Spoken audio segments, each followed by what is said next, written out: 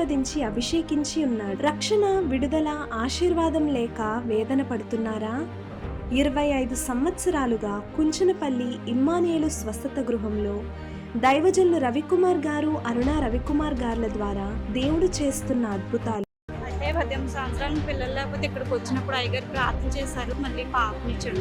20 సంవత్సరాల తర్వాత దేవుడు ఆమె గర్భం తెరిచాడండి. నాకు గర్భఫలం దేవుడు 20 సంవత్సరాల తర్వాత నన్ను జ్ఞాపకం చేసుకుని చక్కని కుమార్తెనిచ్చి అప్పుల గురించి ప్రార్థన చేసుకుని బయటకు వచ్చిన వెంటనే అప్పుడు ఎప్పటి నుంచో రావాల్సిన డబ్బు వచ్చి అప్పులన్నీ తీరిపోయినాయి. దేవుడు నాకు ఆర్మీలో ఉద్యోగం ఇవ్వడం కూడా జరిగింది. బుద్ధి కింద గడ్డంతాను ఉదయం గారితో తైను రాసుకుని వాడికి తైను రాసుకుంటుంటే అలాగలాగా కరిగిపోయిందమ్మ.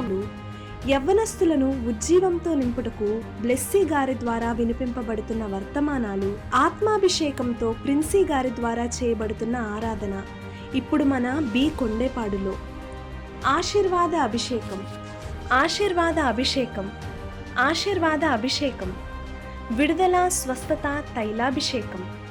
ప్రతి మంగళవారం ఉదయం 10 గంటలకు ఇమ్మానుయేలు స్వస్థత గృహము బి కొండేపాడు నందు జరుగును. శక్తివంతమైన స్తుతి ఆరాధన, హృదయాలను కదిలించే బలమైన ఆత్మీయ వర్తమానాలు, మీ సమస్యలను నేరుగా దైవజనులకు చెప్పి ప్రార్థన చేయించుకునే గొప్ప అవకాశం. దైవజనులు ప్రతి ఒక్కరికి వ్యక్తిగతంగా తైలాభిషేక ప్రార్థన చేయుదురు. రండి, మీ దుఃఖ దినములు సమాప్తములగును.